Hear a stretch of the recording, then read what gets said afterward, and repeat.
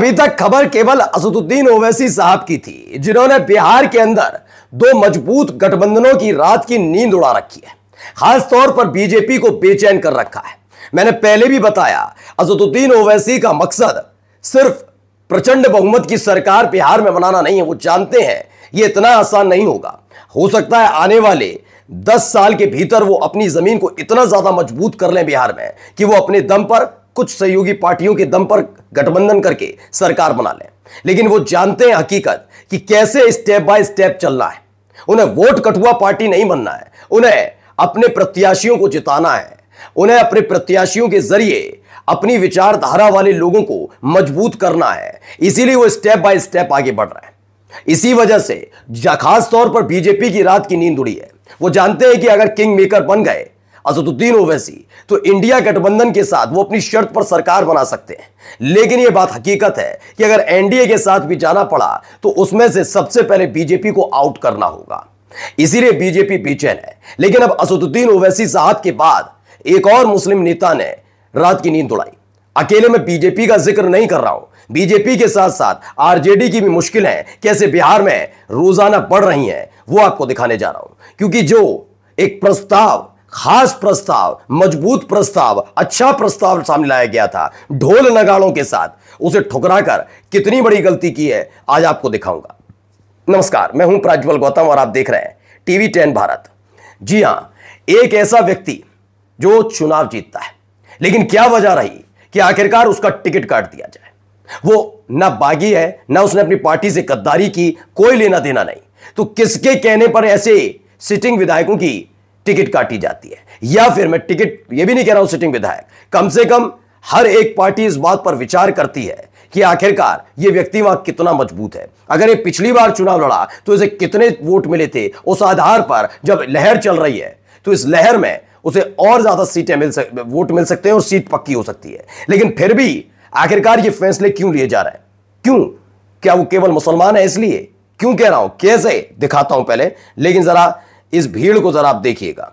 भीड़, बेतहाशा भीड़ आपको नजर आएगी। क्या क्या हो रहा है जरा देखिए।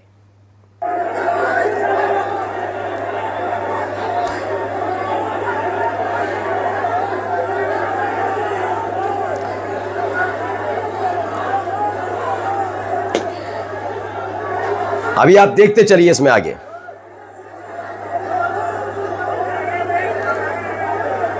इस भीड़ ने सारे रिकॉर्ड तोड़ दिए हैं अब तक के नामांकन के। कौन है ये नेता? ये देखिए, बेतहाशा भीड़, इतनी भीड़। इसने बेचैन किया है सिर्फ एक सीट पर, इसे लेके बेचैन कर दिया। अब आप ये सोचिए, ये मत समझिए सम्राट चौधरी वाली भीड़ है, ये मत सोचिए तेजस्वी यादव वाली भीड़ है, ये मत सोचिए कि गिरिराज सिंह या किसी अपने उनके जानने वाले किसी की भीड़ है वो नामांकन करने गए।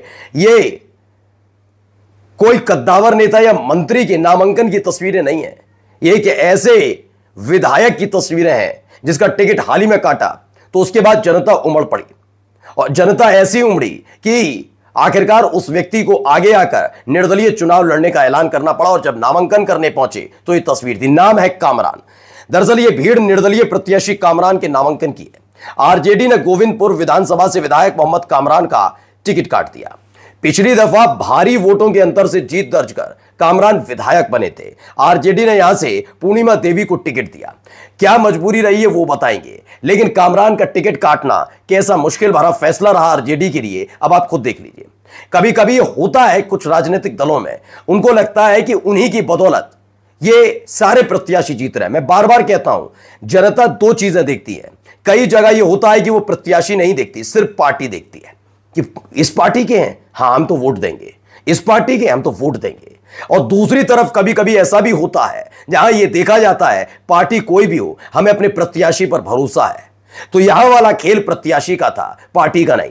क्या आरजेडी बिल्कुल आम आदमी पार्टी वाली तर्ज पर बढ़ रही है आगे? क्योंकि याद होगा आपको, दिल्ली में आम आदमी पार्टी यही करने लगी थी। उसे किसी से गठबंधन नहीं करना, मनमर्जी के फैसले लेने हैं। उनको यह लगता था कि आम आदमी पार्टी की टिकट पर कोई भी चुनाव लड़ जाए वो जीत जाएगा। लेकिन हालत खस्ता हो गई। मैं फिर कहता हूं कि अगर उस दौर में दिल्ली में विधानसभा चुनाव के दौरान आम आदमी पार्टी ने कांग्रेस के साथ गठबंधन किया होता तो फायदा मिलता। जैसे मध्य प्रदेश में समाजवादी पार्टी को दरकिनार करना कमलनाथ, कांग्रेस नहीं, क्योंकि राहुल गांधी का वो फैसला नहीं था, कांग्रेस की कमलनाथ के हाथ में कमान दे दी थी। बाद में राहुल गांधी इस पर नाराज हुए कि क्या कर दिया, वरना कांग्रेस की स्थिति वहां पर मजबूत होती, लेकिन नहीं किया गया।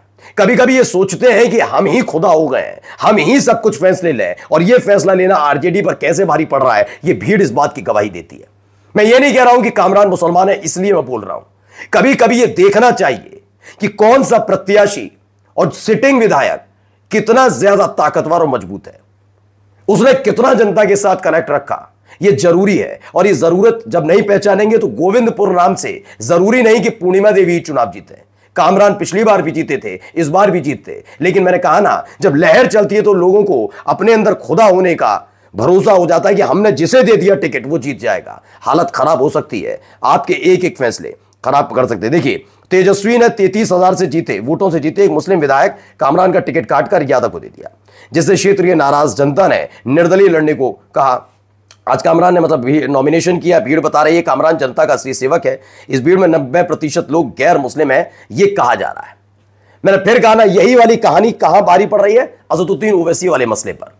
ओवैसी जात के मसले पर यह भारी इसलिए पड़ रही है क्योंकि जो लोग कल तक छाती पीटो कार्यक्रम करते थे कि ये तो मुसलमानों की पार्टी है, मुसलमानों की पार्टी है, ये असदुद्दीन ओवैसी, अकबर उद्दीन ओवैसी, ओवैसी हैं सारे मुसलमान। उन्होंने वो किया जो बीजेपी नहीं कर पाई। उन्होंने हिंदुओं को न केवल टिकट दी, बल्कि ऐसे ऐसे क्षेत्र से टिकट दिए। दोस्तों, ढाका जो है, जो बिहार का ढाका है विधानसभा सीट, वो मुस्लिम बाहुल्य है, फिर भी टिकट किसको दी? एक हिंदू को। ये जानते हुए भी मुस्लिम बाहुल्य इलाका है, फिर भी कुछ सोच के दी होगी ना, कुछ देखा होगा ना कि उसको टिकट क्यों देनी है। ये आप सोचिए, ये होती है पॉलिटिक्स, जिसमें आपको सोच समझ के फैसले भी लेने होते हैं। अब आइए अगली तस्वीर जरा यहां पर भी देखिए, ये वहीं की भीड़ के अंदर की भीड़ की, ये देखिए बेतहाशा भीड़, आपको लोग ही लोग नजर आ रहे हैं, और इसमें दावा है कि इसमें हिंदू भी हैं ज्यादातर।